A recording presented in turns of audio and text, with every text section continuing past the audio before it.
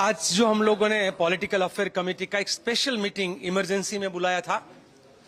4 दिन पहले ही ये डिसीजन हुआ, क्योंकि जिस प्रकार से पार्लियामेंट में हंगामे के बीच जब हमारे देश के सारे सीनियर लीडर खड़गे जी, राहुल जी, सोनिया जी से लेकर हर कोई और हर पॉलिटिकल पार्टी बच्चों के अधिकार को लेकर लड़ रही थी, बच्चों पर हुए अत्याचार और खास करके आप जानते हो पैलेट गन से लेकर वो कील वाली लाठी, वो सब मुद्दे पर जब पार्लियामेंट में हंगामा चल रहा था, उस हंगामे के बीच चोरी छुपे एक अमेंडमेंट जो है उन्होंने वहां पे पास कर दिया और उसके बाद राष्ट्रपति के दस्तखत भी वहां पर उस पर हो गए। वो जो बिल है MMDR, वो पूरे भारत के कई राज्यों में जहां मिनरल निकलते हैं उन राज्यों के अधिकारों को छीनने वाला है और हमारे फेडरल स्ट्रक्चर को खत्म करके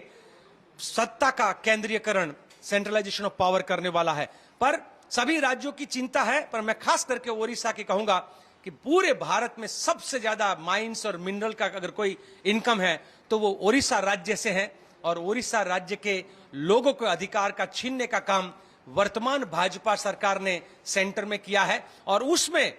हंसते हंसते हाथ जो करके दिया है वो ओडिशा की भाजपा की सरकार ने किया है। वो चाहे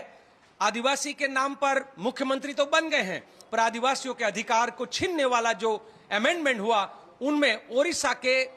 भाजपा के सभी मेंबर ऑफ पार्लियामेंट है,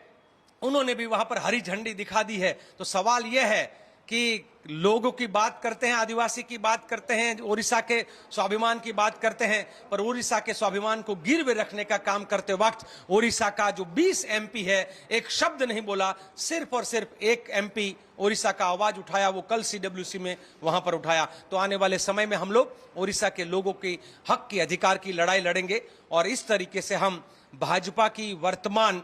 पूंजीवादियों की सपोर्टर सरकार को हम ओडिशा को लूटने नहीं देंगे, लड़ेंगे, गांव-गांव जाएंगे, जरूरत पड़े तो ओडिशा के माइंस को बंद करवाएंगे, जरूरत पड़ने पर पोर्ट बंद करवाएंगे, जरूरत पड़े तो रास्ते रोककर भी पूरा ओडिशा बंद करके भी हम ओडिशा के हक की लड़ाई लड़ेंगे।